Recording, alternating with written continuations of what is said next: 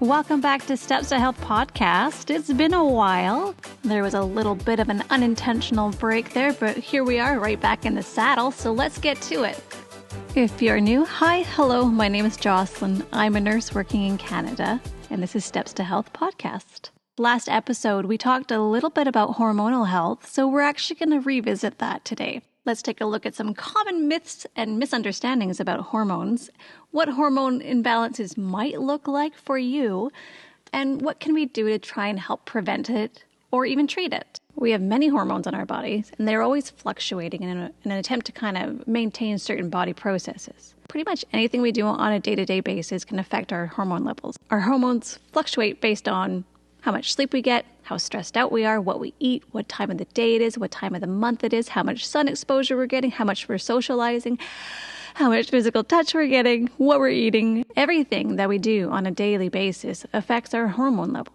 So as you could probably imagine, it's pretty easy to offset our hormone levels. Some signs and symptoms of unbalanced hormones in females, women, or those with an XX chromosome, or even on hormone replacement therapy, can include things like mood swings, depression, anxiety, memory issues, difficulty concentrating, difficulty coping with stress that otherwise wouldn't faze you, poor sleep quality, insomnia, headaches, feeling utterly exhausted despite how much sleep you are getting, weight gain or sudden weight loss. Physical things include things like irregular bowel movements, such as constipation or more frequent bowel movements, increased urination, increased thirst or hunger, a low sex drive or an incredibly sporadic one, periods that are painful enough to interfere with your daily life, heavy periods or incredibly light periods,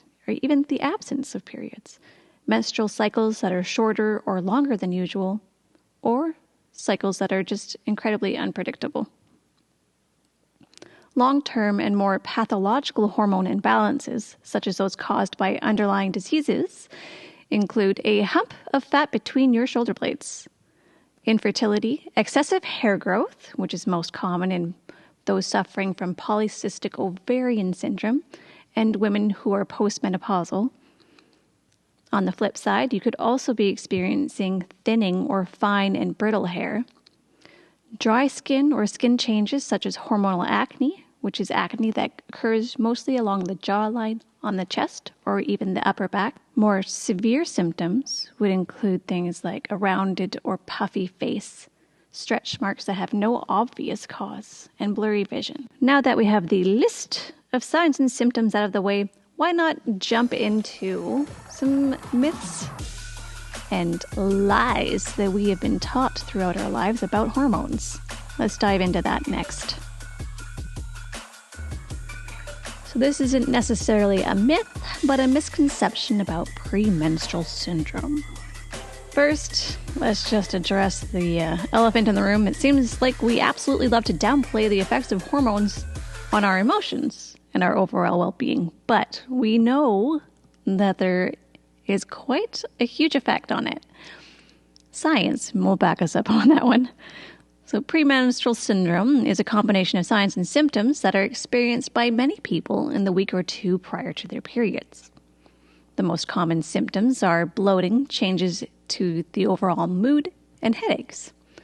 The most common misconceptions are that PMS just makes you an angry person and that it happens when you are actively menstruating. Truth is that the drop in estrogen levels that triggers menstruation is what affects our mood.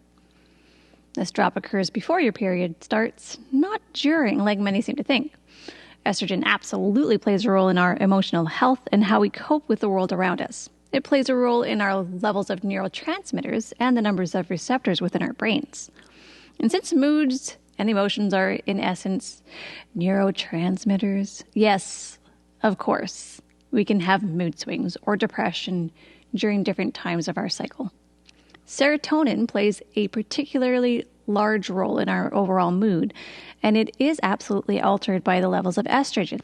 Likewise, estrogen plays a role in the level of GABA, which helps to reduce the excitability of our neurons. Or in other words, it helps calm our fight or flight response. Having irregular GABA levels can lead to an increase in feelings of anxiety. Progesterone, on the other hand, plays a role in our sleep. Progesterone is a soporific hormone, which means that it makes you feel tired or drowsy.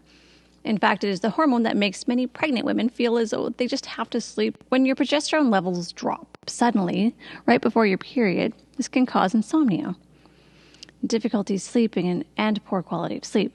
Poor quality of sleep and a low amount of sleep can contribute to even more emotional unsteadiness. Pair an utterly exhausted individual with someone whose estrogen levels have already soured their mood. It's going to be a perfect recipe for a mood swing and overall grumpiness. We have science behind understanding why we get mood swings. So perhaps it's time we give ourselves a break from the term PMSing as a negative and just embrace the fact that our bodies are working hard. Lean into it. Educate others. Now for some ways that you can make sure that you have happy hormonal health. Pay attention to what you're putting into your body. Certain foods, particularly those processed ones, can contribute to higher cortisol and insulin levels in the blood. These hormones, of course, can affect our other hormones.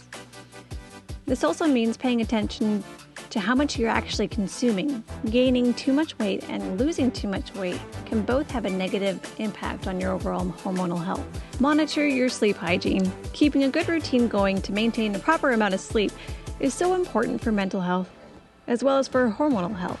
Be mindful of using screens that are emitting blue lights within the couple of hours before you go to sleep. Blue light is known to halt the production of melatonin, which is the hormone we require for us to get sleep. Don't exercise too much, don't exercise too little. Both can be harsh on your hormone levels. Lastly, socialize. As much as you can in our current climate, maintaining a relationship with others is so important to our overall health and our mental well-being. It affects our hormone levels, it really does. Remember that a hug over 20 seconds long releases the good old oxytocin, our feel-good hormone. And with that, this episode is now over. And don't forget to head over to my YouTube channel. You can find it by going to my website, stepspodcast.com. Please subscribe, hit that notification bell, leave a comment, and like the video. It really helps me out, and I'd love to continue to bring you guys some content. Let me know what you think of this week's episode. Any feedback is appreciated. And let me know, what are some weird signs and symptoms you've had that have made you question your hormonal levels? And why can I not say hormone? Hormonal. Hormone. I don't know why. It's like I can't talk anymore. Until next episode, I challenge you to hydrate. With the increased temperature outside and the beautiful sun beckoning you to go outside, don't forget to increase your water intake. And reach out to a friend you haven't talked with in a while. See how they're doing. Take care and stay safe.